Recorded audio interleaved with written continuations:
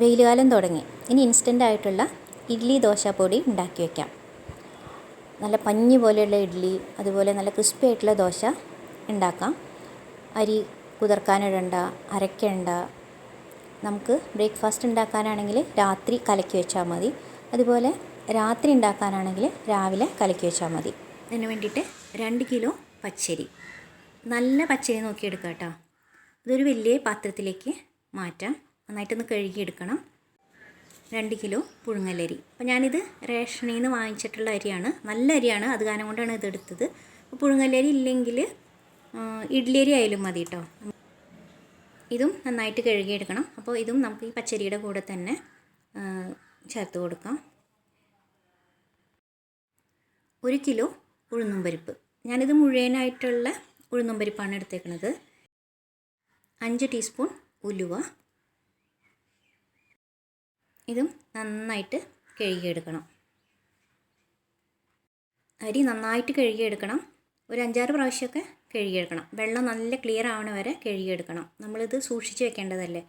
ഇനി ഇത് കുതിർക്കേണ്ട ആവശ്യമൊന്നുമില്ല, ഇതേപോലെ ഊറ്റാനായിട്ട് വെച്ചാൽ മതി. ഉഴുന്നും പരിപ്പ് നന്നായിട്ട് കഴുകിയെടുത്തിട്ടുണ്ട്. ഇതും വെള്ളമൊന്നും ഊറ്റാനായിട്ട് വെച്ചാൽ മതി. വെള്ളം നന്നായിട്ടൊന്ന് വാർന്നു പോയതിന് ശേഷം നമുക്കിത് വെയിലത്ത് ഉണക്കാനായിട്ട് ഇടണം. ഒരു പായ വിരിച്ചിട്ട് അതിന് മേലെ ഒരു വെള്ളത്തുണി അല്ലെങ്കിൽ ഒരു വെള്ള മുണ്ടിട്ടിട്ട് ഉണക്കാനിട്ടാൽ മതി. ഇപ്പോൾ നല്ല വെയിലുണ്ട് കേട്ടോ. ഇപ്പോൾ ഏതാണ്ട് ഒരു 2 മണിക്കൂറിലൊക്കെ നന്നായിട്ട് ഉണങ്ങി കിട്ടും. പക്ഷേ എത്രയും കൂടുതൽ ഉണങ്ങണോ അത്രയും നല്ലതാണ് കേട്ടോ. നന്നായിട്ട് ഉണങ്ങി കഴിഞ്ഞാൽ പിന്നെ കൂടുതൽ നാൾ കേടുകൂടാണ്ടിരിക്കും. ഫ്രിഡ്ജിലൊന്നും വെക്കേണ്ട ആവശ്യമില്ല, പുറത്ത് തന്നെ വെച്ചാൽ മതി. ഇതേപോലെ നന്നായിട്ട് ഇങ്ങനെ പരത്തിയിട്ട് കൊടുക്കണം കേട്ടോ. അപ്പോൾ ഒരേപോലെ ഉണങ്ങി കിട്ടും. പിന്നെ അതെല്ലാം വേണമെങ്കിൽ നമ്മൾ ഇടയ്ക്ക് വന്നിട്ട് ഒന്നും കൂടി ഒന്ന് പരത്തി കൊടുത്താൽ മതി. ഇപ്പോൾ സമയം ഒരു 11 മണിയാണ് കേട്ടോ. അപ്പോൾ തന്നെ കണ്ട നല്ല വെയിലാണ്, വേഗം തന്നെ ഉണങ്ങി കിട്ടും. അരി ഉഴുന്നും നന്നായിട്ട് ഉണക്കിയെടുത്തിട്ടുണ്ട്. ഞാൻ 11 മണിയിൽ നിന്ന് ഒരു 4 മണി വരെ വെയിലത്തിട്ടിട്ടുണ്ടായിരുന്നു. ഇനി നമുക്ക് മില്ലിൽ കൊണ്ടുപോയിട്ട് പൊടിച്ചെടുക്കാം. മില്ലിൽ കൊടുക്കുമ്പോൾ അവരോട് പറഞ്ഞാൽ മതി കേട്ടോ, അരി പൊടിക്കണമെന്ന്. ചിലർ ഗോതമ്പ് പൊടിക്കും. അങ്ങനെ പൊടിച്ച് കഴിഞ്ഞ് കഴിഞ്ഞാൽ ആ ഗോതമ്പിൻ്റെ ഒരു ഫ്ലേവർ ഉണ്ടാവും. നമ്മുടെ ഇൻസ്റ്റൻറ്റ് ഇഡ്ഡലി ദോശപ്പൊടി പൊടിച്ച് കൊണ്ടുവന്നിട്ടുണ്ട്. അപ്പോൾ നല്ല ചൂടാണ്. നമ്മൾ പൊടിച്ചു കൊണ്ടുവരുമ്പോൾ അങ്ങനെ തന്നെയായിരിക്കും, നല്ല ചൂടായിരിക്കും. അപ്പോൾ നമ്മളിത് കുറച്ച് നേരം ഒരു പേപ്പറിൽ ഒന്ന് പരത്തിയിട്ടാൽ മതി. പൊടി നന്നായിട്ട് തണുത്തതിന് ശേഷം ഒരു എയർ ടൈറ്റ് ആയിട്ടുള്ള കണ്ടെയ്നറിലേക്ക് ഇട്ടിട്ട് സൂക്ഷിക്കാം. പൊടി നന്നായിട്ട് തണുത്തിട്ടുണ്ട്. അപ്പോൾ ഇതിൽ നിന്ന് കുറച്ച് എടുത്തിട്ട് ഞാൻ കലക്കിയിട്ട് ഇഡ്ഡലി ദോശയൊക്കെ ഉണ്ടാക്കുന്നത് കാണിക്കാം. ആവശ്യത്തിന് ഉപ്പും കൂടെ ചേർത്തിട്ട് പൊടി കലക്കിയെടുക്കുമ്പോൾ നമ്മൾ കുറേശ്ശെ വെള്ളം ഒഴിച്ചിട്ട് കലക്കിയെടുക്കണം കേട്ടോ. അതല്ലെങ്കിൽ കട്ട കെട്ടാനുള്ള സാധ്യതയുണ്ട്. അപ്പോൾ കട്ട കെട്ടാണ്ടിരിക്കാൻ വേണ്ടിയിട്ട് ഇങ്ങനെ കുറച്ച് വെള്ളം ഒഴിക്കുക, നന്നായിട്ട് ഇങ്ങനെ കുഴയ്ക്കുക. ഇങ്ങനെ ചെയ്യുകയാണെങ്കിൽ കട്ടയൊന്നും കെട്ടില്ല. പിന്നെ അങ്ങനെ കട്ട കെട്ടിയും തോന്നുകയാണെങ്കിൽ മിക്സി ജാറിലേക്ക് ഇട്ടിട്ട് ഒരടി അടിച്ചെടുത്താൽ മതി. മാവ് നല്ല സോഫ്റ്റായിട്ട് തന്നെ കിട്ടും. അതുപോലെ തന്നെ മാവ് കലക്കി വയ്ക്കുമ്പോൾ ഒരുപാട് വെള്ളം പോലെ കലക്കി വെക്കേണ്ട, കുറച്ച് തിക്കായിട്ട് കലക്കി വെച്ചാൽ മതി. ഇനി നമുക്ക് മാവ് പൊങ്ങി വന്നതിന് ശേഷം വേണമെങ്കിൽ ആവശ്യമുണ്ടെങ്കിൽ മാത്രം വെള്ളം ഒഴിച്ചിട്ട്, ഇഡ്ഡലി ഉണ്ടാക്കണമെങ്കിൽ തിക്കായിട്ടാണല്ലോ മാവ് വേണ്ടത്. ദോശയാണെങ്കിൽ കുറച്ചും കൂടെ വെള്ളം ചേർത്തിട്ട് ദോശ ഉണ്ടാക്കിയാൽ മതി. ഞാൻ ഇതേപോലെ കുറച്ച് തിക്കായിട്ടാണ് കേട്ടോ കലക്കി വെച്ചേക്കണത്. ഇനി ഇത് നമുക്ക് മൂടി വയ്ക്കാം.